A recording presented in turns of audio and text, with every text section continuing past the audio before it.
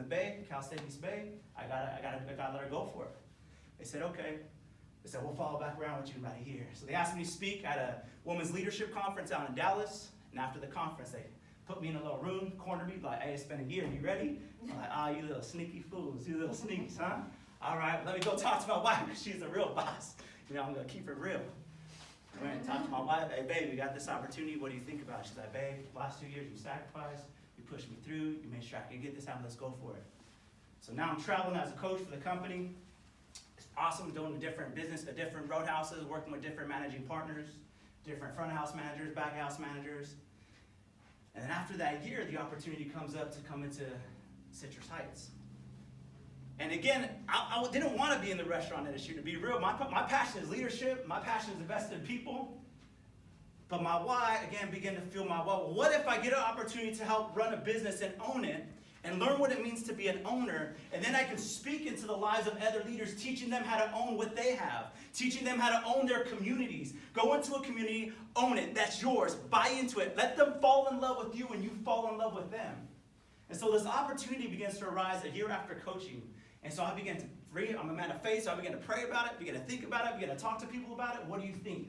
This is the best opportunity. I was getting paid pretty darn good as a coach. Stock options, our company was doing pretty darn well, right? So in one sense, it was a sacrifice to step back. But how many know in life, sometimes you got to give up to go up, right? The law of sacrifice. Sometimes you got to give up to go up. And not just professionally, but in your life, moving yourself forward, moving your family forward, moving your team forward. Sometimes we have to do what we don't want to do so we can eventually do what we want to do, right? And so take this opportunity, and it was very scary. Very scary. It's $25,000 to buy into the company. That was the biggest check me and my wife ever wrote in our life. We never ever had that money in our account at one time before. We looked at each other, we're like, are we sure we're going to do this? Right? And she's like, babe, you sure? And here's the thing, your wife feels your what? My wife's belief in me. The fact that she said, I know we both earned this, but I'm going to buy into this because of you, Joseph. I'm not buying into a company. I'm not buying into a brand. I'm not buying into other leaders, the CEO. I'm buying into you. I know who you are. And her level of confidence to also put her name on that check and buy into this with me as a married couple, as one, the two become one, empowered my sense of faith, belief, and confidence to move forward. And so we go into this. And now we're managing partners in Texas Roadhouse, Citrus Heights. And I'm going to just drop a little, again, faith nugget for me. So coming into here, I was like, I don't want to move out to, because this restaurant was struggling. When I came into Citrus Heights for the first 3 years of its inception, it was in the red. And Texas Roadhouse doesn't have stores in the red. It was being ran bad, leadership was struggling, culture was struggling. They were losing money every single month. And so it was scary. Why would I take a spot where, man, I'm leading as a coach, I'm having an opportunity to speak to 200 or 300 in conference meetings, and here I am going to go into a restaurant that's losing? I mean, who likes to lose? Who wants to go in a situation where the team's losing for the last 3 years? It's like, dude, that's going to suck. And I remember praying like, God, I don't want to go there if this ain't you. And I remember I felt like in my heart just the phrase, go in there and win this city. Win this city. And so I came, and the heart was, all right, when we go in, I'm going to win the city. I'm going to go in, I'm going to begin to speak life and value to every single team member that's there. I'm going to go in, I'm going to begin to speak life and value to every single guest that comes face to face with us through that building. When they walk in the door and they look at us and we're like, hey, welcome to Texas Roadhouse. We're going to speak life to them. We're going to go in there, we're going to begin to win it. And I'm going to tell you, this crap was hard. I had 100% management turnover. Let me repeat, 100% management turnover. They weren't willing to buy in. All right? They didn't believe in the mission. And that's okay. Some of you got to say, peace, love you. Have a wonderful rest of life. Let's get you somewhere where you're going to thrive, but this place ain't it. Because if you're going to be here, you're going to sacrifice. If you're going to be here, it's going to hurt. If you're going to be here, you're going to crawl through mud. If you're going to be here, you might cry a little bit. If you're going to be here, it's going to be painful. 100% management turnover. 110 employee turnovers in the first year. Like, if you just look at those numbers, it looked like we were losing. But again, your why feels your what. Why am I taking this? I'm taking this because there's a people that's going to come around me eventually. A team in which we're going to begin to build eventually. That's going to believe in this vision. That's going to believe in this mission. And not only are we going to become successful financially, but I'm going to help better the lives of these individuals for themselves and their families. Again, my why fuels my what? Your why fuels your what? Everybody say your why fuels your what? Why fuels your what? So we get in, and we didn't start seeing positive until last November. It took about 3.5 years, 2.5 years of me being in there for us to actually begin to see that turn. First we came in, I looked at the terrain, I looked at our context. Who were the people in our city? Who were the people in our region? Once we got our team established, began to cast vision, begin to set goals, help them get on point with where we're at, and begin to cast this vision of win this city. Do we love the place that we're in? I mean, let me just be real and ask you, do you love the territory that you're over as a leader? I mean, do you love it? Not just like, hey, it's cool to be here, it's fun, and get some good opportunity, get to meet some people, but I'm talking, do you love it? Does it pound on your heart at night as a leader? Do you wake up with it like, man, I can't wait to connect with some young man, young woman who has the opportunity, for me, I have the opportunity to possibly transform their future. Do you love it? Maybe I could speak life and vision into someone who had no idea of a potential that they might have for their future. Financial possibilities, educational possibilities they might have for their future. But it begins to beat your heart because I love the territory that I am. I love those who are in my area. Is that the beat of your heart? And it had to become mine. So we started looking at, man, honestly, 3 areas that we focused on was loving our vets, loving our law enforcement, and loving athletes. And we're like, dude, and loving families, 4, loving families. We're going to go in, and this is going to be our focus. And we just begin to win the city by loving our vets, loving active military, loving law enforcement, loving our athletes and sports teams, and loving families. One, why? Families, why? Because I grew up in a family of 9. We couldn't really go out to eat a lot, right? 9 kids, or taking a big old family out like that, it was a large party everywhere you went. And what's crazy was I remember my dad actually came and worked with me for a little bit, and I remember him sharing a story. He's like, hey, Mijo, you remember when we used to go out to pizza with everybody, with the family, the aunts and uncles? I was like, yeah, Yield Pizza joined up in Hayward. It burned down, right? Heck sacks, that pizza was off the hook. And so I was like, yeah, Pops, I remember that. He's like, it was because of your aunts and uncles that we were able to go and eat pizza. I was like, what do you mean? He's like, dude, we couldn't afford it. Me and your mom couldn't afford that. And man, it broke my heart. It broke my heart. And so what we started doing was Tuesday nights was family night. First Tuesday of the month. Every first Tuesday of the month, we're having family night. Kids eat free.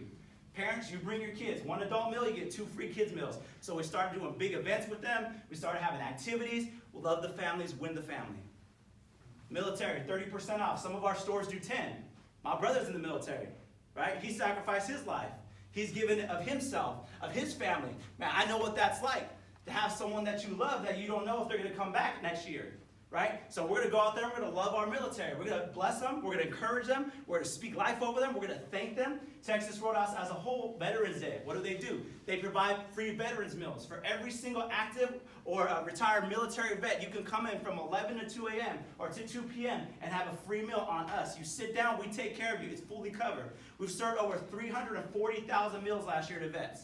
Right? So we're going to do that in our community, and we're not going to do a 10% discount. We're going to do a 30% discount for the active and retired military vets. We're going to love them, and we're going to win this city. Law enforcement, they're risking their lives. My sister-in-law, she's a deputy out in Contra Costa County. I know what it's like for my brother to have us concerned if she's going to make it back at night.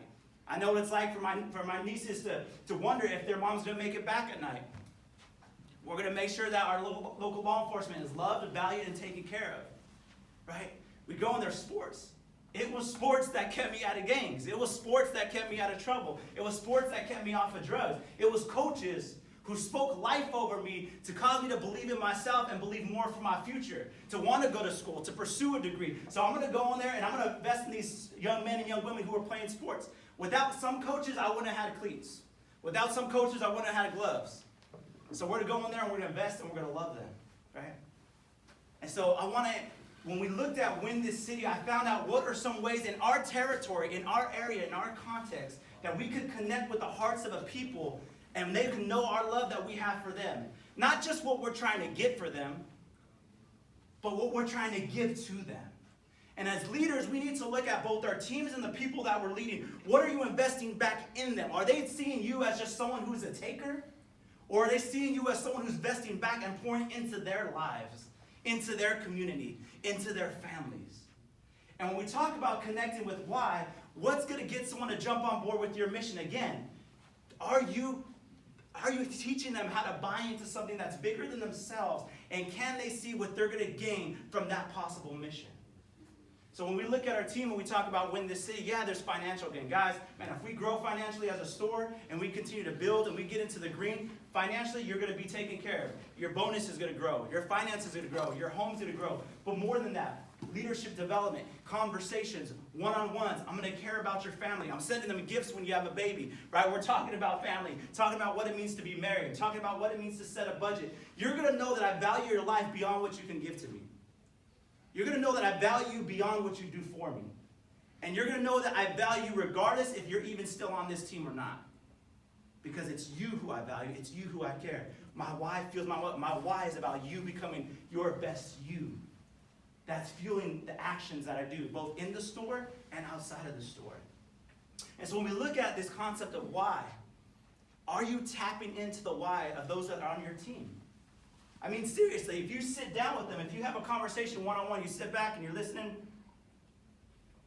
and if you were to say, this is what, Riley? Yes. Master Sergeant Riley? Or Staff. Staff Sergeant Riley. Sit down with Staff Sergeant Riley. Can I, before he answers a question, say, this is Staff Sergeant Riley's why? These are the 5 things that fuel him most. Because if we can't do that as leaders, then we're not in a position to move him forward. If you can't tap into the vein of his heart, if you can't tap into the beat of his heart, all you're doing is looking for external circumstances and situations and incentives to try to get him to the next level. You got to dig to that core. You got to be able to rip his heart. Go, I got you. We're going together. Come on. I'm going to take you there. Matter of fact, it's going to be greater than you thought. You want it here? I see doom here for you. As leaders, we got to begin again there. When we talk about ownership, owning a mission, owning a department, you want them to own it, right? How many of you want your team to own their mission? Whoa. How many of you want them to own the numbers that you're trying to hit? Right? So I got one of my kitchen managers here. Oh, nice. Right? So when we came into our store, we had the worst food cost in our market. Now we're one of the top 3. How do we help them to get to own it? When he came in, he was a rib prep guy, right? This is Edgar. He was rib prep. And you wanted to go where? He wanted to become a meat cutter, right? That's the number 1 prized position in Texas, probably steaks, right? We hand cut every single steak, so y'all gotta come eat. All right? Hand cut every single steak. That's my plug, right? But he would cut them. Fresh hand cut steaks. Man, this dude, he'd cut steak, he'd come out to the guest. Hey, how do you like that sirloin? That's ownership. How do you like that sirloin? I cut that for you. It's good? It's good? Anything I can fix for it? Nah, all right, you just let me know. As a meat cutter, in his robe, he'd come out, not with knives, so I don't want people to get scared, so I said, keep those knives in the back, right? There was a level of ownership. Edgar, within 1 year, actually qualified for our national meat cutting competition. And he competed against over 80 people in Nashville, Tennessee. Full ride, paid trip for him to go to Nashville, Tennessee. There was a level of ownership that he began to have as a meat cutter, where that was his room, these were his knives, that was his table, that was his cooler and fan that was blowing in there. These were his loins of meat. This was his meat sharpener. This was his, can't tell him the other thing that we used to tenderize, so I had to skip that. All right, this is all his stuff. And so when I go in that room and something's wrong with that room, I'm like, Edgar, what's up with your room, bro? This is your room. But I want him to speak from kind of like Master Sergeant Gutierrez, from a civilian standpoint on a team. What clicked in you to begin to develop that sense of ownership for the thing that you have? That sense of ownership really came, one, from my leader. I think I was in a junior position back then as a meat cutter. My only responsibility there was try and be a great meat cutter. That was really it. But I never owned it because I thought that was only my numbers, you know. I didn't see further, what are my numbers doing to my restaurant, what are my numbers doing to my leader, that's Joseph. Once the opportunity came for me to lead, I got to go to training, and they taught me everything, to do every single position in my restaurant, except the most important one, which was how to lead. They teach me everything. This is what a leader should know, but they didn't teach me what a leader does. You know, and the leader does take care of our people. One thing, mission success, for you guys, I believe is very important, and our mission success would be to be in the green, making money. But for me, mission success is to have a team of people that really care about each other as a family, that care not just about the number, but of the person. You know, so to me, that was one thing that helped me, understand more and have ownership of my departments and my restaurant. You know, when I think about Edgar, I think of someone that not only took ownership of what he did and his resources and materials, but he first began to take ownership of his own life. And what he began to see was, do my leader values my life? And if he values my life, I need to value my life. And so when we talk about ownership and we talk about creating buy-in and we talk about tapping into that why, because that why fuels a what, does your team know how to own their life? I mean, growing up, like I said, there was 9 of us. I mean, I think the first time I ever had my own bedroom, I was in high school. And it was our old dining room turned into a bedroom. And it was like, you know, one of those doors that was like the pantry door that they would just open up, and that was like your door right there, right? And then the sliding glass door led that into the patio, and that was my second bedroom. I upgraded. So now I was like outside of the house in this patio where at night it was like 30 degrees, and I had like 5 blankets when I was sleeping. You remember that, bro? Right? Those were my rooms. And so to be real, for some people, they could have said, hey man, well, I learned how to own that room and it was good. For me, it was the opposite. For my mentality, for whatever reason, I didn't know what it was like to possess something as mine, to own something as mine. And so it took leaders coming around me and saying, Joseph, this is your life. This is your future. These are your finances. That's your wife. Those are your children. These are your kids. What are you going to do about it? And so I remember looking at our team and I'm trying to say, this is your position. I'm like, hold on, I need to stop. Because if they don't recognize how to own their life, own their future, own a sense of calling and a sense of purpose, how are they going to own a position? Why are they going to care about the equipment the way that I care about the equipment? That's my business. I bought into this for $25,000. They didn't. So what's going to cause them to buy in that same way? And I remember listening to something by Gary Vee. Anyone familiar with Gary Vee? Gary Vee? So y'all in recruiting and marketing, y'all need to listen to Gary Vee. He's pretty legit, right? Gary Vaynerchuk. Gary Vee. And so one of the things that he said, as I started building my business, I started realizing that I had to stop acting like people were owners of my business. I had to stop acting as if they cared about the business as much as I did. Because no one's going to own your position the way that you do. But we as leaders have a responsibility and even a privilege, I would say privilege, because when you can open up someone's heart and mind to have a greater sense of ownership for their life, you radically transform their future. I'm not talking about hitting a number. When you can help them begin to own their life, own their development, own a sense of greater belief for themselves, you transform their future, and the results are going to come afterwards. But he said, I had to stop thinking as if my people owned the business like I did, because they didn't. But I had to tap into what fueled them. For some of them, they wanted to hit the numbers so they can have more vacation. They wanted to have more time off with their family, with their husband or their wife. For some, they wanted the extra day off so they can go to their kid's recital or their kid's sporting program. So for them hitting a number, they didn't want the money. They didn't care about the money. The money meant nothing to them.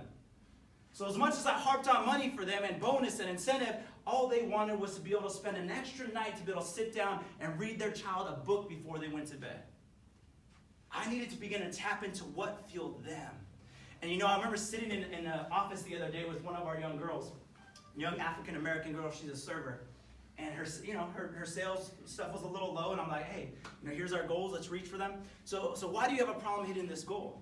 She's like, well, Joseph, I'm not like you. I can't go out and sweet talk people and tell them and she's like, I don't want to manipulate them. I don't want to get them to buy something they really don't want to buy. And I said, whoa, we're not car salesmen like those shady old sleazy dudes, all right? I said, we're out there trying to offer them our best. Hey, you want a bone and ribeye, don't you? Like, hey, you grown man, right? You want a 20-ounce bone and ribeye cut by my boy over here, right? Smothered with sauteed mushrooms and onions. Hey, if he says I don't like ribeye, cool. You want a 16-ounce sirloin, don't you? You want a 16-ounce. I'm going to give him my best according to what he desires. I said, so you're not trying to manipulate someone, he or she, to get something that they don't want. I said, you just need to offer them our very best. What is our very best that's going to meet the request for their very best? And that's a match made in heaven. So this isn't about manipulation. But I said, I think there's a bigger issue here for you. I said, how much are you reaching for a night? How much do you want to make in tips a night? She's like, man, if I could just walk with like 60 or 80 bucks, I'll be happy. I'm like, 60 or 80 bucks. Like, that's like the low end of the totem pole for us. That's like if you're working at Denny's, you know what I'm saying? Like, we ain't Denny's, y'all. We're selling $30 steaks here, girl. Like, okay, let's talk about this for a second. So, boom, I started hitting the vein, okay? 60 to 80 bucks. What do you want to save for? What are you saving for in your life right now? All right, well, you know, I'm going to do this and this. Okay. What do you see for yourself 5 to 10 years from now? Well, come on, Joseph, why you make me think so deep right now? I just want to serve my table. I'm starting to dig now. She hasn't thought into those areas. But I'm trying to get her to produce an average of $23 to $25 on a ticket where she's not even thinking 5 to 10 years on how those financials benefit her and where she wants to be. And so I dig a little bit and I said, hey, I had another server come in. And this girl's a little kooky, right? A little crazy. She talks a lot. Always has this nervous laugh, just like, I'm like, girl, relax, you're chill, okay? And so you think she's crazy with guests, and you think, but people love her. And her like check average is somewhere between $25 to $30 a night. And I'm like, dude, how do you do that, right? So I had her come in and I said, Paige, tell Angelica, how much are you making tonight? And she's like, I'm averaging like 160 to 200 plus. And I'm like, what? Why am I managing partner? Why did I serve her? Why did I leave serving, right? And I'm like, okay, Paige, talk to her a little bit. How do you do that? She's like, well, I just talk to them. I get to know them. I treat them like my friends. Like she talks like a fast, right? So I'm like, Paige, settle down. Angelica's wanting to listen. So she's like, I act like they're in my living room. They're kicking up their feet on the couch, talking to them. Do they want to drink? Do they want that? She's like, I'm just getting to connect again. I'm winning them. I'm loving them. I said, Angelica. I was like, cool, Paige. That's awesome. Have a good night, freak. All right, get out of here. All right. Angelica. She's making 160 to 200 plus a night. You're asking for just barely 60 to 80. Why? She said, well, I guess I didn't think I could do that. And I said, yeah, partly you didn't think you can do it, but I said, I think if I dig a little deeper, Angelica, you actually don't believe that you're worth 160 to 200 plus a night. Do you think that you deserve that? And not deserve like I'm entitled punk, right? I'm a little kid that's a brat. I can get whatever I want. But do you think that your work effort is worth that?